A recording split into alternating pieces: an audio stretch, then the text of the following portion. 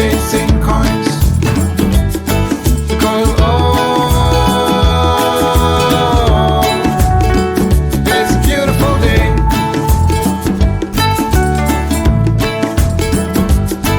Isn't it all?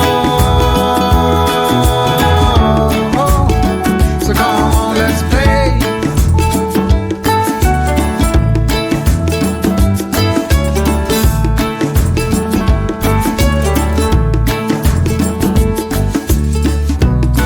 Forget the rush, you're in and find a good spot. Sit down and join us as we sing a good song. Kick back, relax, and just follow along. Oh, we got plenty of time. Taking it easy won't cost you a dime. Throw another log onto the fire. Because it's a beautiful day.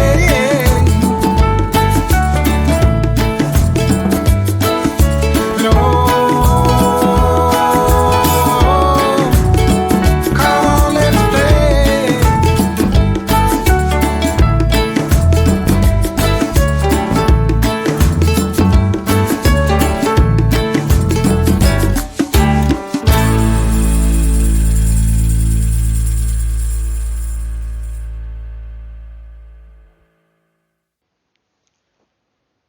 Hello, Ivy here.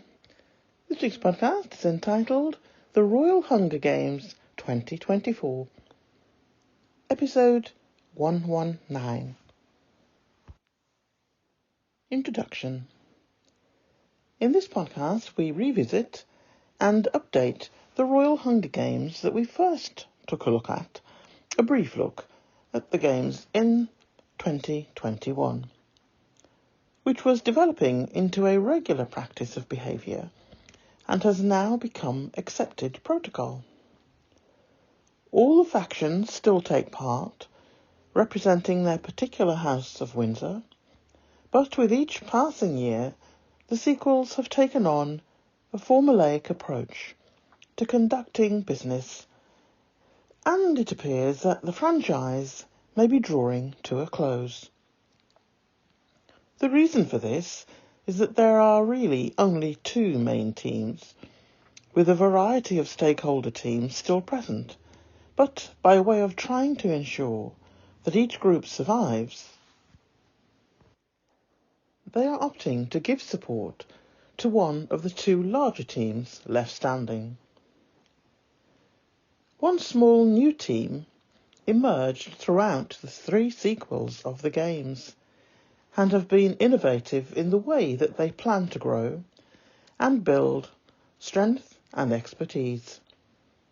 This new group has been viewed with much suspicion and derision by the other factions, and sees it as similar,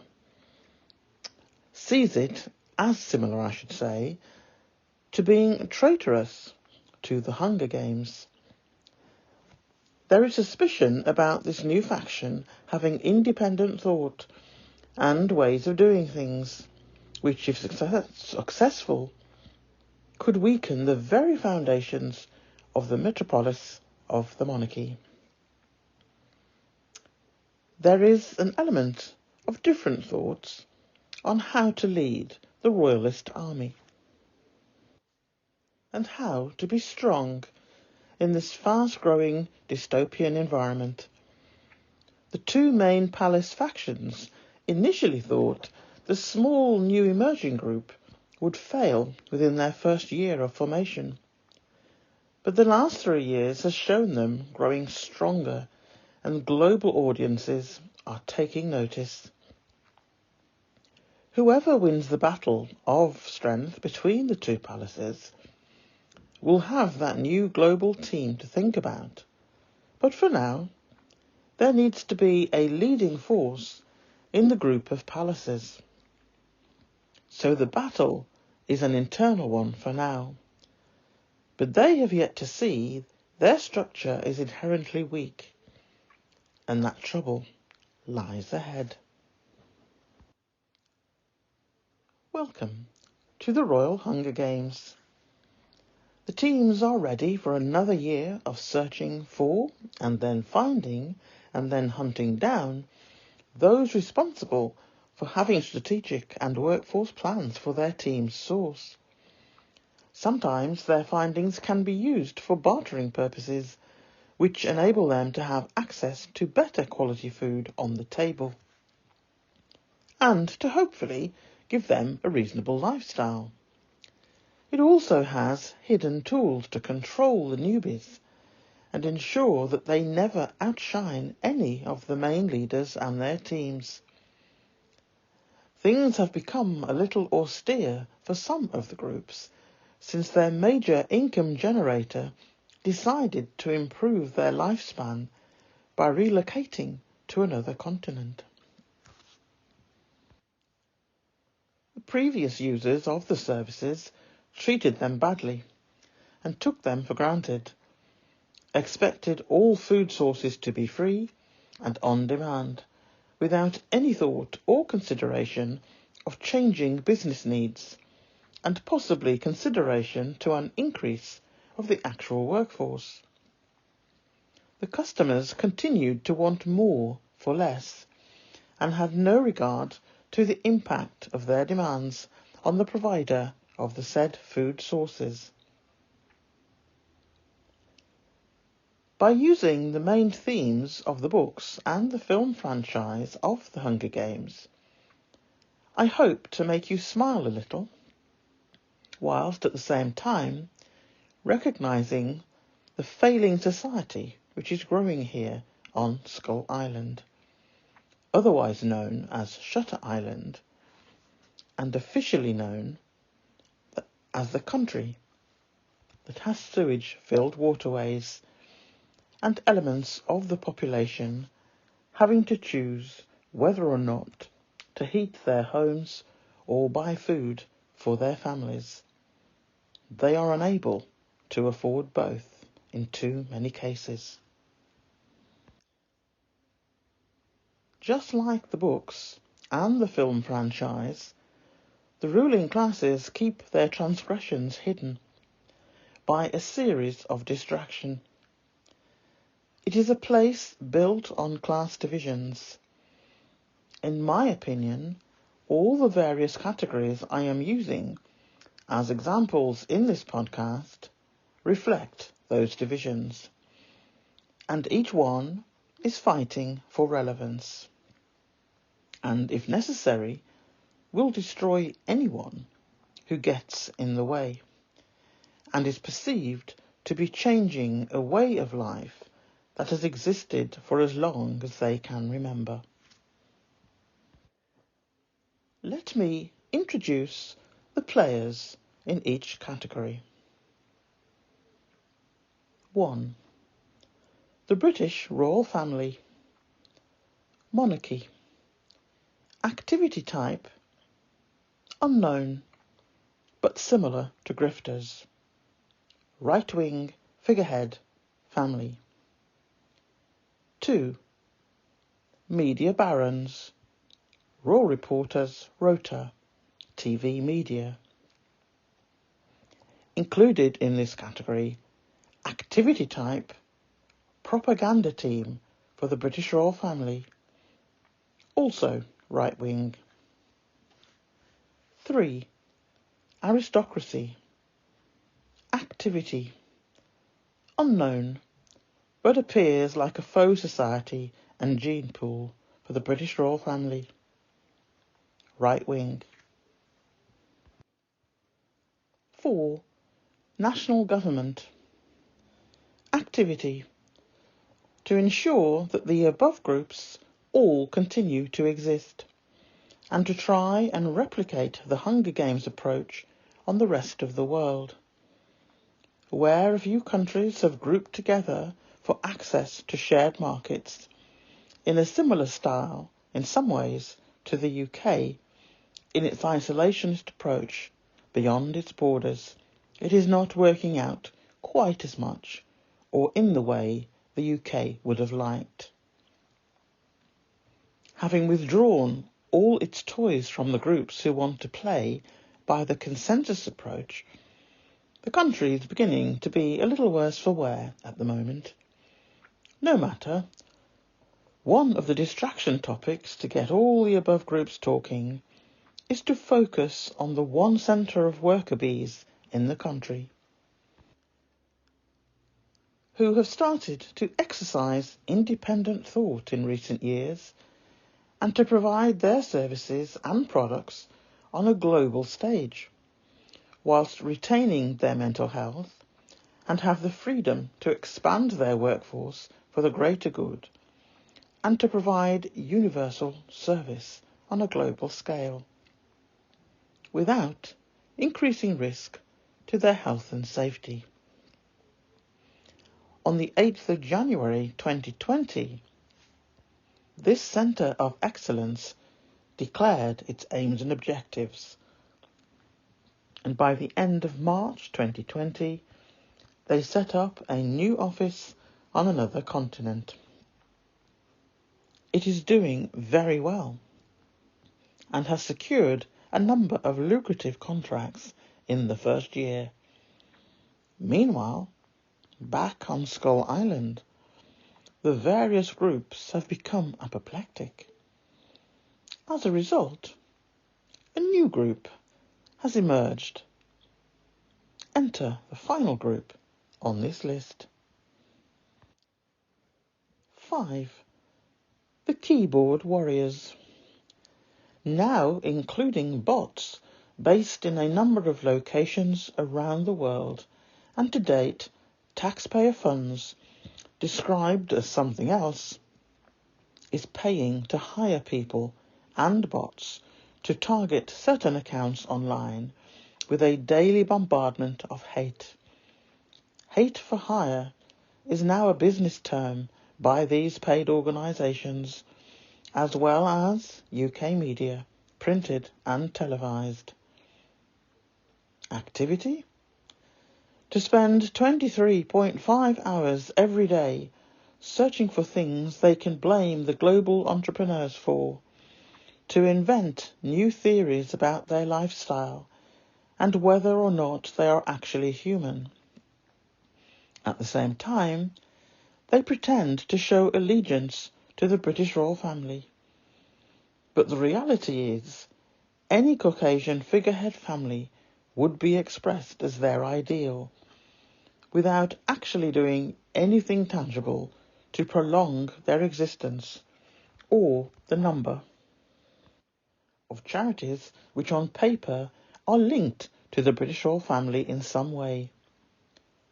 The main purpose of this group is to generate hate and spread the hatred they have created between themselves, as it is their food source, and when none is readily available, create something and run with that. Following in the footsteps of the carnival of clown experts, who work in a vacuum at the best of time, and exist purely on lies and hate-inciting activity, but in recent times, their food supply is so low now, at least some of the clowns in the media teams are being paid in tins of dog food. Some are being paid £47 per TV appearance to spout their bile. That is how desperate things have become, and most of the engagement they do receive is from posting hate online and joining in the pile-on by the bots and co. A definite coordinated effort to force the small team, who now live on another continent, to return out of duty and take the abusive hits for the team. They are on the way to becoming extinct, so there was little point including media hate for hire personnel too. Not too much in the Hunger Games tournament of 2024. The keyboard warriors feel they are a cut above that group. I mean, they make diagrams and use crayons and things. Really detailed. They spend money obtaining documentation on a range of things, claiming it to be proof of their various theories. Their hunger is huge, but it must be said, their food sources are suspect, and as these sources are never shared with others in the tournament, they may go in the same direction as the so-called Carnival of Clowns experts. I suspect law enforcement is waiting in the wings for one or two in both categories. All participants in the Hunger Games want to win for their category, but are mindful of throwing the odd carrot in the direction of the other groups because they recognise, without each other in place, supporting the other members of the tournament, none would survive, and would go the way of the Carnival of Clown experts, and possibly soon to be joined by the keyboard warriors.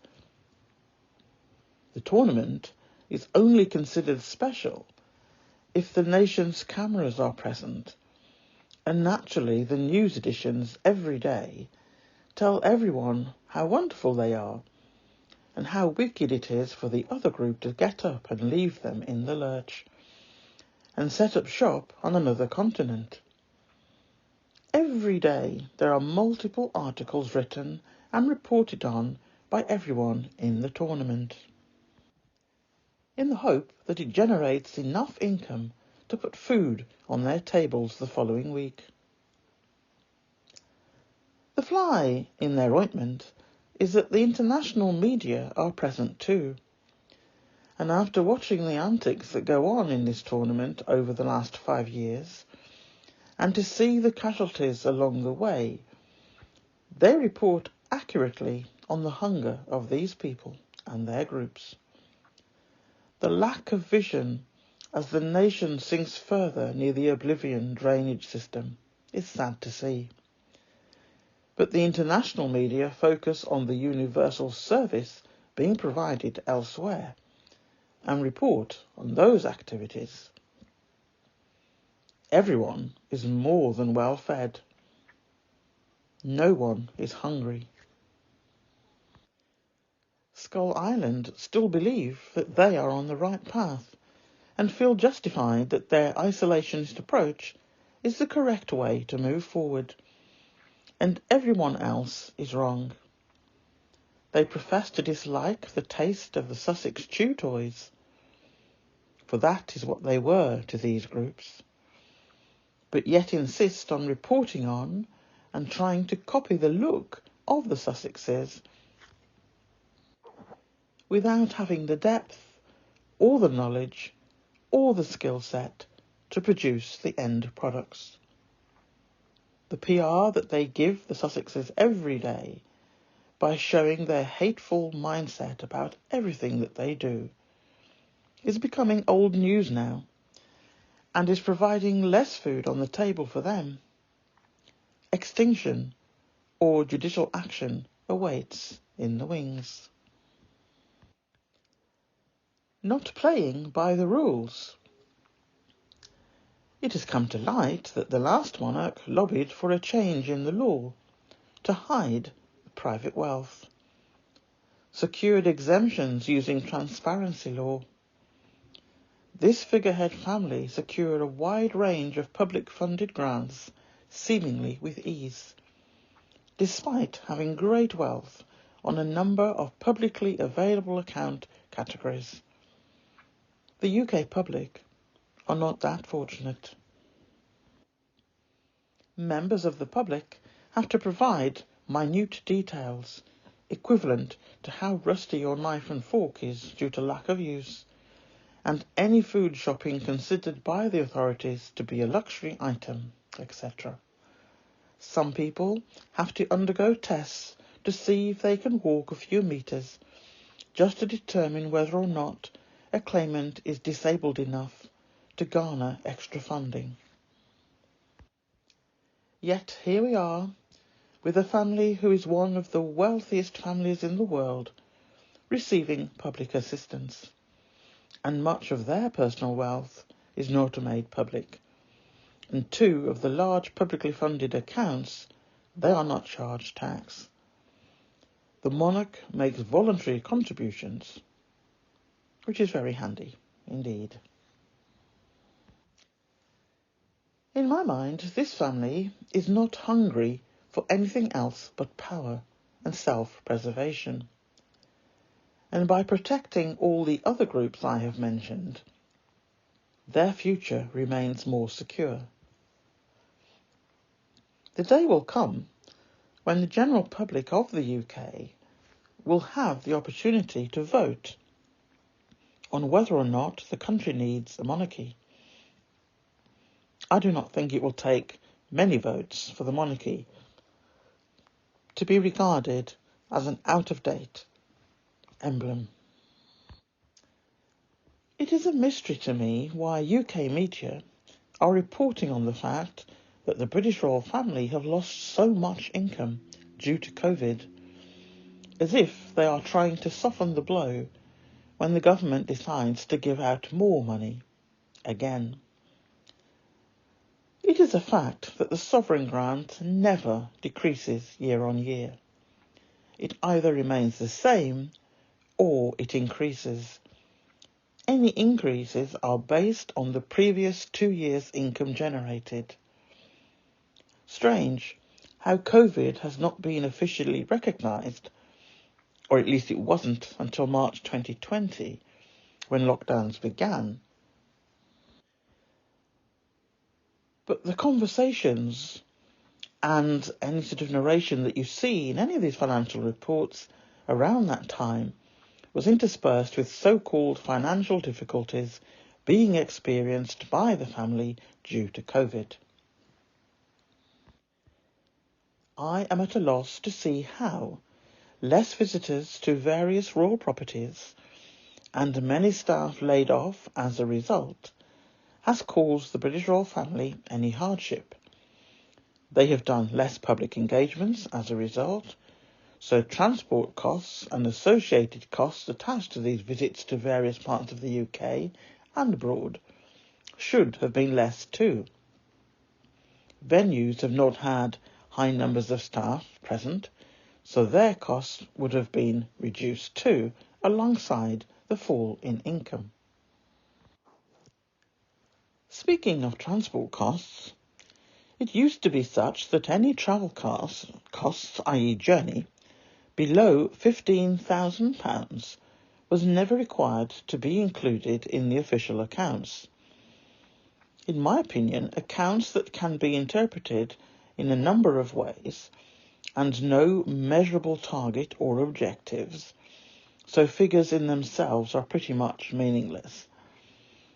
Wherever a figure seems questionable, it is usually balanced with only costs each taxpayer pays X amount of pounds per person, which is less than £2 officially. First of all, as no UK taxpayer is given a choice whether to opt in or out of funding a monarchy, and add to that the creative accounting produced every year, whatever the figure per taxpayer quoted is meaningless to me, as I have no say whether or not I wish to pay for it. If those who profess to be royalists and who are vociferous in their description of anyone who dares to not have any strong thoughts in favour of any monarchy were the only ones paying subscriptions to have a monarchy, I wonder whether or not there would be a monarchy in the UK at all. I am 100% certain that those who would willingly pay their subscription towards the royal family, who they claim such allegiance, would be less than those who spend their lives on social media declaring loyalty to the monarch. I would argue that most of the so-called royalists are more haters of the Sussexes than supporters of the royal family. 99.9%, if not 100% of their daily multiple posts on social media inciting hate towards a couple and their children, as opposed to expressing support of the family they claim to love and want in place for eternity. Hence why I state here with confidence, if given a choice, I am fairly certain that around 20 to 25% of the population would be willing to pay for a monarchy. Of the 48% who currently, according to a recent poll, support having a monarchy, almost half of that total are aged over 75. That would not suit the groups I have mentioned, who take part virtually in a Hunger Games type of societal framework. Hence why it would be mainly the royalists in the age group of the king, and 80% of the senior working royals. Not enough to make it viable. Hence why it is compulsory to take contributions from taxpayers. Looks to me like the Hunger Games themselves, there is not a level playing field. You will see from the references I give at the end of the article, certain members of the royal family seem to take an awful lot of journeys by private helicopter. Not all visits were work-related visits, it seems. There was also a very high cost of the use of the royal train visiting places where the areas concerned made it clear that they were not wanted. This was during the time of the pandemic. Not least because those officials' priorities were keeping their constituents safe, not entertaining PR exercises. Up until recently, journeys under £15,000 threshold did not have to be declared. The new figure appears to be £17,000 now. Now, if a member of the royal family wanted to travel by helicopter rather than be driven for an hour in a car, it would never be recorded in the accounts. Even there and back would not be above that threshold. Certain members use a helicopter most days. Travel expenses that go under the radar. That is just one example of much, much more. Whilst we are discussing the hunger for power, let's not forget how the last monarch lobbied the Scottish ministers for climate law exemption. The result is that the monarchy, i.e. the British royal family, are the only people in the country not bound by green energy rules. And the source for that, which you'll see in the reference list, is The Guardian, the 28th of July, 2021. Yes, this family are very hungry, prepared to do whatever they need to do, use various people to bring about the desired result, and will save themselves at all costs. Seems to be a high number of people prepared to fall on their sword in the name of king and country, even when they are not the ones who warrant the attention most of the time. But on current contenders, they are high up there with being very hungry, indeed. When it comes to media, printed and the TV gossip entities, this group always appear with metaphorical foam at the mouth, straining at the leash for the only members of the British royal family who are self-financing and who moved away to another continent for their health and safety, and yet media in the UK is out for their actual blood. Vampires have no lead on this group. To watch them salivate and pore over salacious gossip concerning the two people who they do not pay for, but ignore all the rest of the royal family that they do pay for. And it is not just senior royals who taxpayers fund in one way or another. It is a whole community of cousins and spouses and distant relatives living in properties and expenses paid by the taxpayer Media barons are not interested in that. They are hungry for clickbait income to continue. And if the biggest earner is hate, then they are happy to create the hunger for hate incitement within the masses, and to profit off the metaphoric blood spilt. Daytime programming, which requires limited preparation, talking about the same people most of the time. Basically, a group of gossipers masquerading as expert witnesses or professionals, spouting negative hate, inciting rhetoric based on no fact-checking at all. These are the equivalent of the slave owners of history having a family meeting discussing how they can force the slaves to return. Along with the escalating types of punishment for leaving the UK, and worst of all in their minds, showing a complete disregard for the British royal family and its tradition, walking away from duty. The last time I watched a daytime programme was when a panel of former TV shining lights, now forgotten by the TV industry, returning to daytime programmes over and over again to speak in disparaging ways about the Sussexes.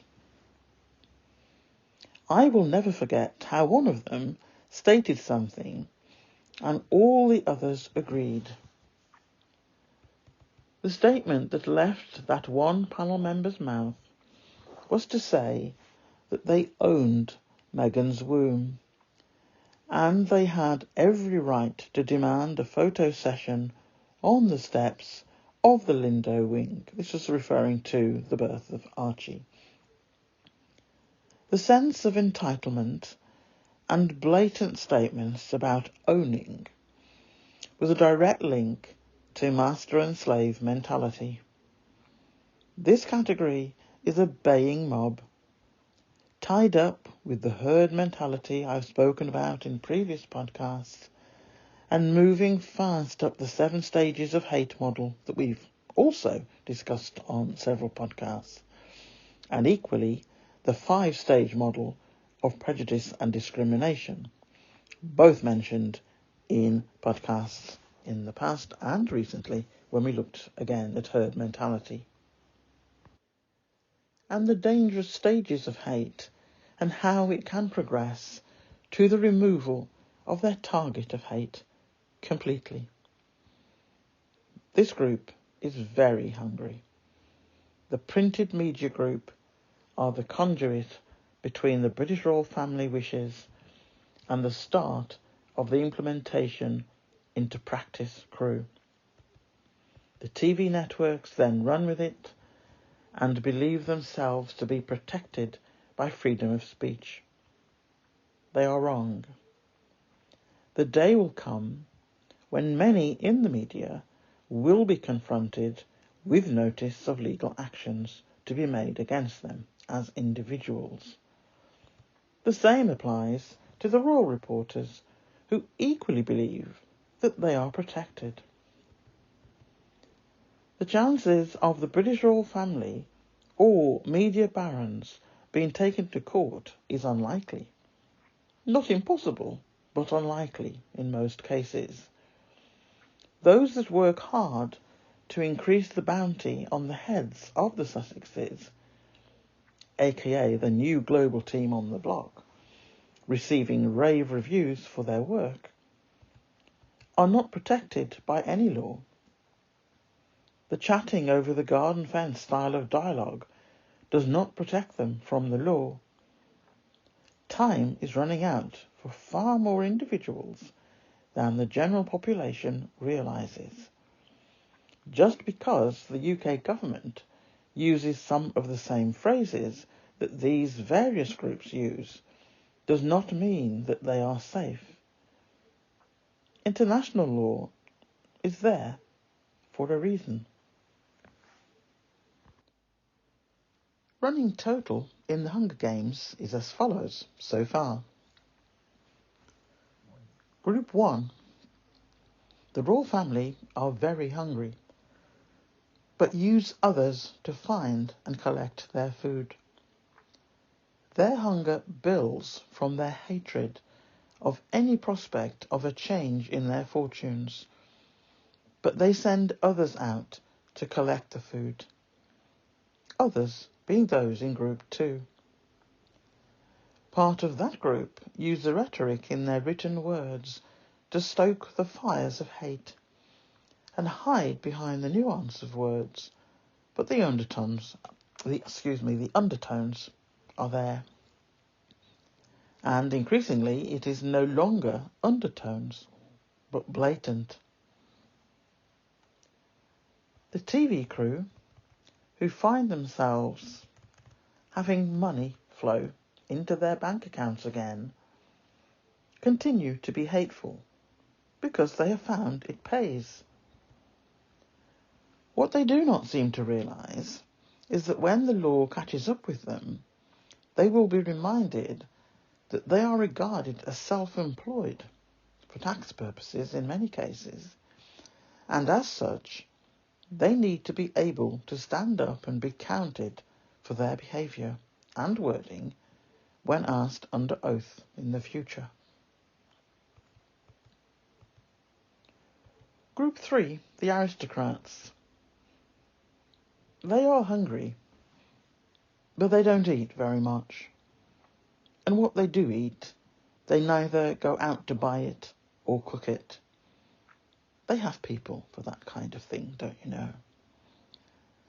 They do not even have to play pretend diplomat or pretend to know about and lead on high-profile projects. In fact, they do not even need to turn up for photo ops with fake smiles and hug black children, or wheel out an obligatory black friend from a decade ago to appear down with the people. The aristocrats just exist. Entering into the Hunger Games is just a marvellous opportunity for a new outfit and to catch up with people of the right strata in society.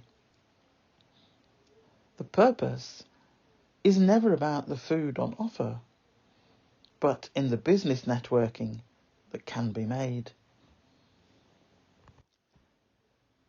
Group 4, government, needs Groups 1, 2 and 3.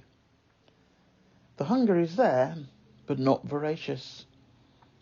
There is a confidence in knowing that all 4 groups need each other, so the dialogue and the games centre around the main topics that they all need to agree on, and when and where, etc.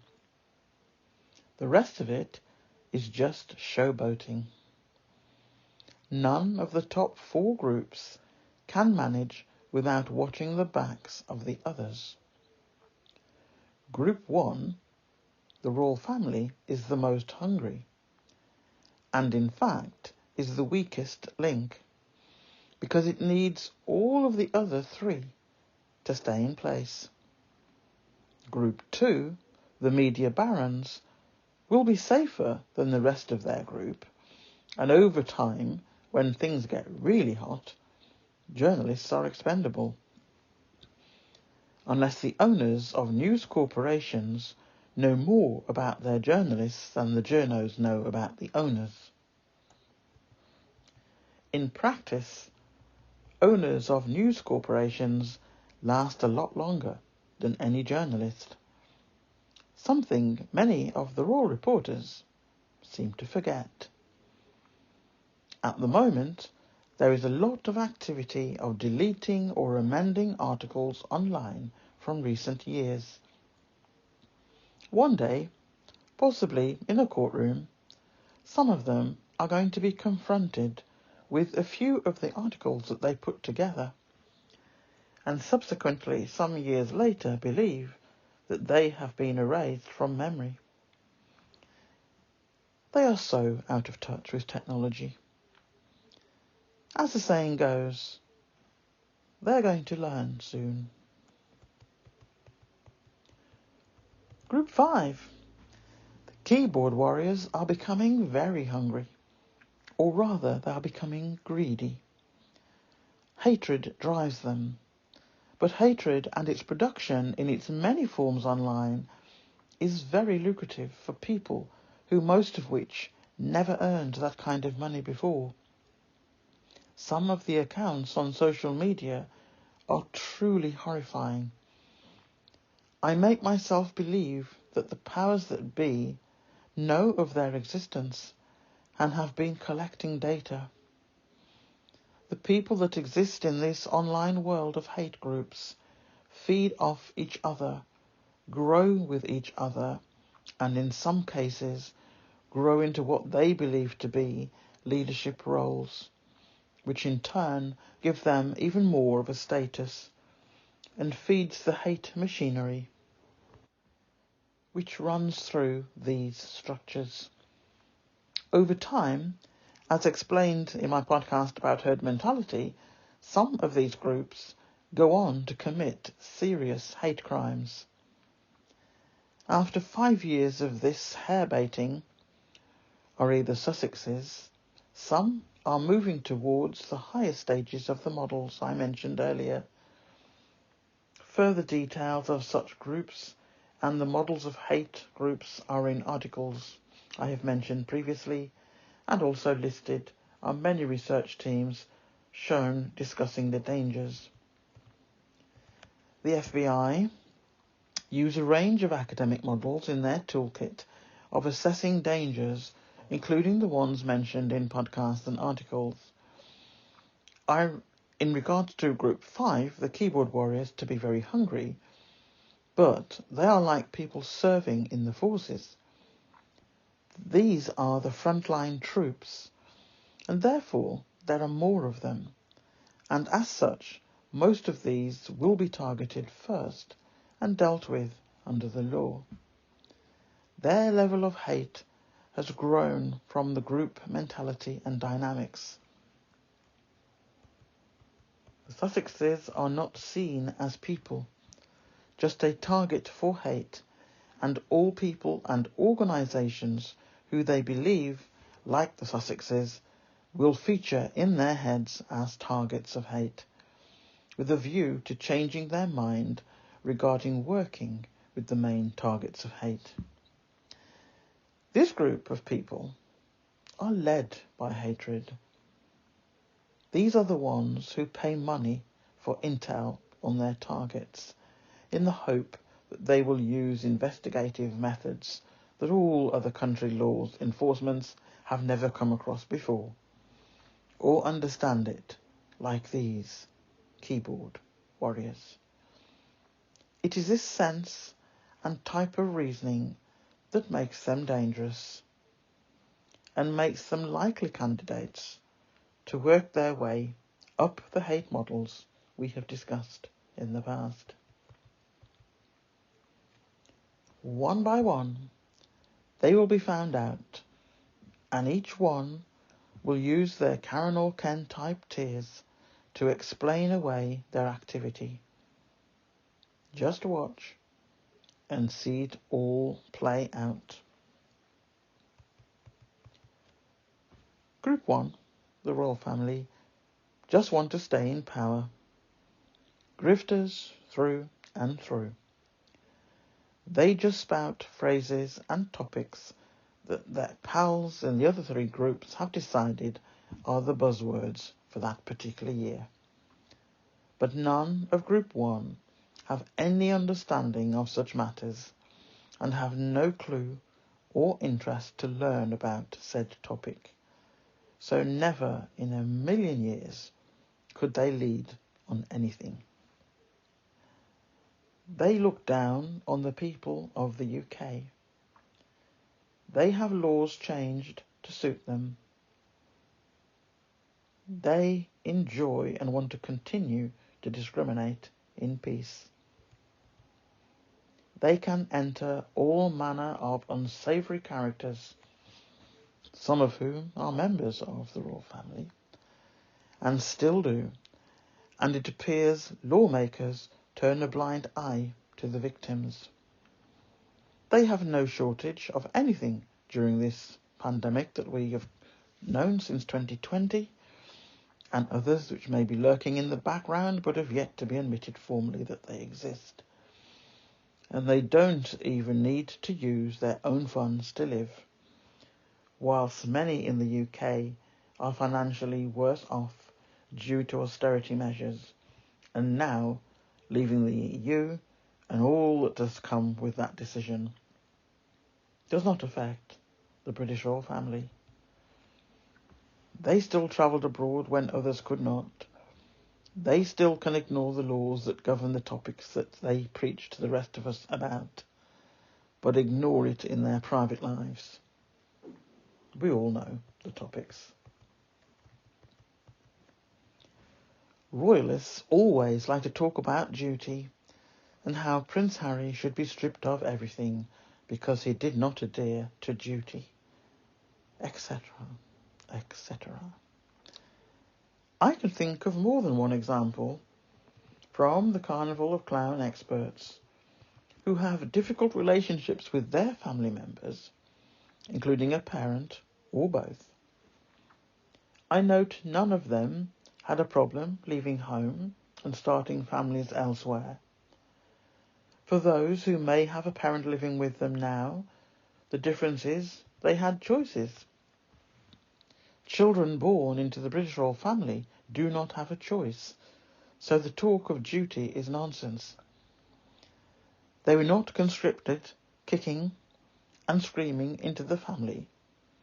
They were deliberately created and brought into the world to support the older sibling. That is not duty. If they want to leave, they are told they cannot leave the family home. If they escape, people are sent out to make them return. And if that does not work, they create dangerous situations which will have a high chance of making them return. Any home where you are not allowed to leave is not a family home. Anyone who leaves who is then chased and called a traitor is not a family who loves you and wants you to return. Anyone who creates danger for those who leave by stopping security without warning and giving details of your location on 2 occasions is not a good parent or boss. Winners of the Hunger Games 2023 and leading into the Games of 2024 to date are Harry and Meghan, and the formation of Sussexes.com bringing together all of their various teams and armies who are all forces for good. 3 years on, and this foundation is growing on the global stage with a team of high calibre performing senior personnel at the helm. Harry and Meghan are parents of 2 young children and now own their own home. They owe the British royal family 0 on all levels, and they are my winners because their hunger for the chance to become self-financing and to be able to raise their family in a safe environment without the sword of Damocles above their heads every day has meant their mental health healing has begun to take effect. Service is universal, and the Sussexes are the living embodiment of that impact of valuing yourself first, and everything else flows from that. The Sussexes escaped from the plantation and are now allowed independent thought. It is wonderful to see how they are thriving. The official participants in the Hunger Games tournament will eventually cancel each other out because hatred and power is at the heart of their thought processes. Only love and light can progress. Anything else just cancels out positivity.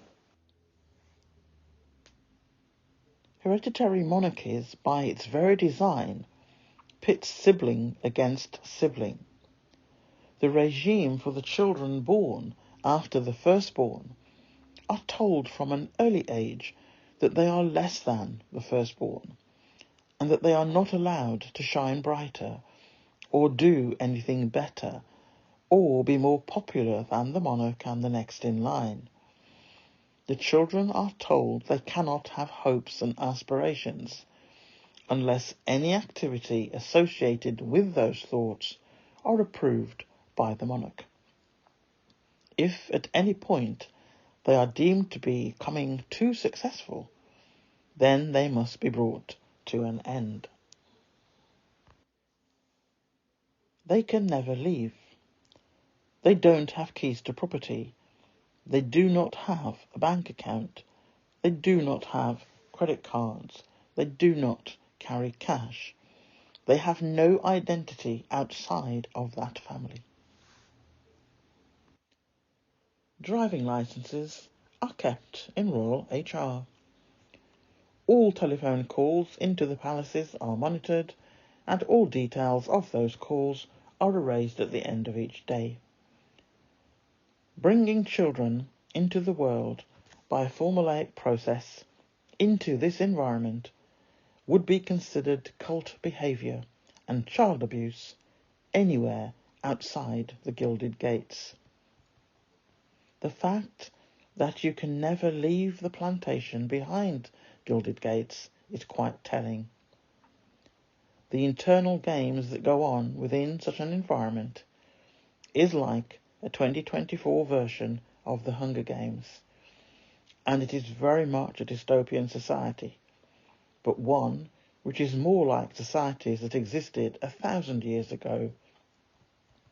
Those who were not deemed supportive of the monarchy framework would be hidden away for the rest of their lives, and they were referred to as if they had died, when in fact those family members were locked away in institutions with other people suffering from various forms of mental health issues. Royal inhabitants of such accommodation were never visited by any member of the royal family, never referred to in conversations other than to say they were deceased. UK royal family did this to many family members when they did not want the general public to realise that not everyone in the family was picture perfect. They were hidden away until their death, and placed in graves far away from the palatial setting of the acknowledged royals.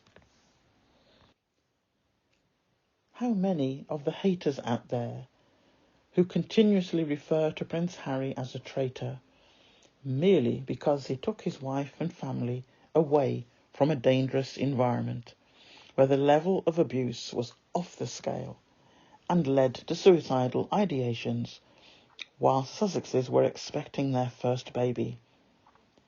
How many of the haters asked to be born into this world? How many of the haters still live with their parents?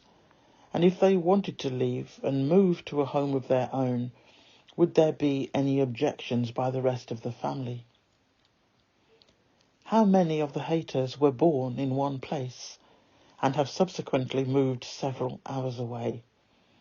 Some have moved to another continent. How many of your relatives describe you as a traitor because you moved away? In the case of the British royal family, the head of the family had decided to reduce the number of the working royals. At least that was the official reason given, which just so happened to include the couple who escaped.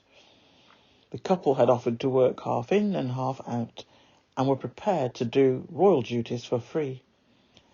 The monarch refused that offer, so the family, with independent thought, left the UK.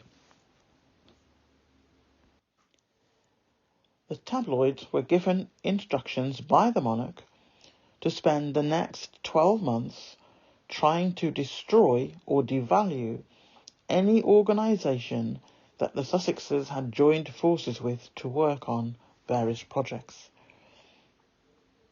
That approach did not work, and the coercive control activity is now in its 8th year. And I await the day that the various groups and their leaders who sanctioned and or took part in that coercive control activity hear from certain legal entities about that illegal activity. Anyone with a functioning brain predicted that once enough time had elapsed and the USA targets continued to ignore them, and growing elements of the UK public recognised the double standards being played, and increasingly becoming bored with the Rota Keystone Cops circus crew, forever embarrassing the UK and professional news teams around the globe, the symbiotic relationship between the two main factions would implode and begin to attack each other. Currently, they are just taking small bites out of each other, but the time is fast approaching that one group will eventually be muzzled. When that moment arrives, then we will see the Queensberry rules packed away, and the gloves will be off. Kensington Palace versus Buckingham Palace. This is a quote from a Newsweek article published on the 23rd of November 2023. And it goes as follows. Prince William and King Charles III's separate royal households are now hives of competing agendas and are embracing very different approaches, according to a new book by Obed Scobie. The author's biography, Finding Freedom, was the first major attempt to lay bare the details of the rift between the Duke and Duchess of Sussex and the wider royal family when it was published in 2023. His latest work, Endgame, investigates whether the monarchy still has a future after the death of Queen Elizabeth II and during continued rivalry with Prince Harry and Meghan. It focuses on a different palace rivalry, this time between Charles as the new king and William, described as the crown's true next stage. The tussle for the spotlight has only heightened since Charles became king, including the moment William chose to sit down for a rare interview with the Sunday Times, scheduled for publication the day after King Charles's first Troop in the Colour parade, essentially wiping any coverage of the special moment off the front page. It's also why joint appearances or engagements have been few and far between during the King's first year on the throne. Scobie wrote, William's Kensington Palace and King Charles's Buckingham Palace are now hives of competing agendas and different ideas about how to modernise. Behind closed doors, the King and Prince of Wales are embracing very different approaches. For William, this isn't just about ego, claimed a source. Rather, it's because the institution itself has always put its weight behind him, giving the prince the confidence required to stand apart from his father. This was evident shortly before the Queen's passing. During June 2020 Platinum, the Jubilee concert, it was William who had the biggest moment during the televised event in addressing the public and promoting his own efforts on finding solutions to environmental issues. Charles merely followed up with a short speech dedicated to his mother and the introduction of a comedy sketch starring the late monarch and Paddington Bear. As the palace aide later remarked, nothing is ever a coincidence.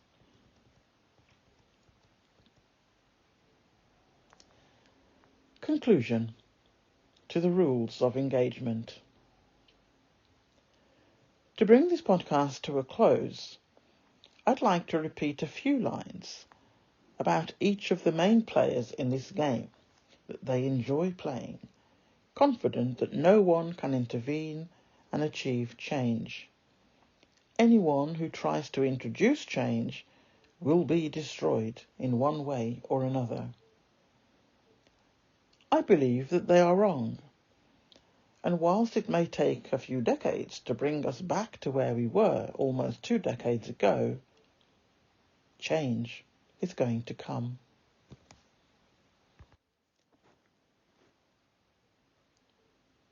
Just like the books and the film franchise, the ruling classes keep their transgressions hidden by a series of distraction.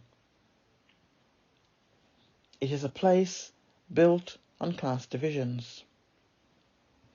In my opinion, all of the various categories I am using as examples in this podcast, hence why I'm repeating this section, as because we did this at the opening of the podcast, each one is fighting for relevance, and if necessary, will destroy anyone who gets in the way, and is perceived to be changing a way of life that has existed for as long as they can remember. A quick reminder of the groups, and this is just a summary. 1. The British royal family, monarchy, activity type, unknown, but similar to grifters, right-wing figurehead family. 2. Media barons, raw reporters, rota, TV media, included in this category. Activity type, propaganda team for the British royal family, also right-wing. Aristocracy, activity, unknown, but appears like a faux society and gene pool for the British royal family, right-wing. 4. National government, activity, to ensure that the above groups will continue to exist and to try and replicate the Hunger Games approach on the rest of the world. 5.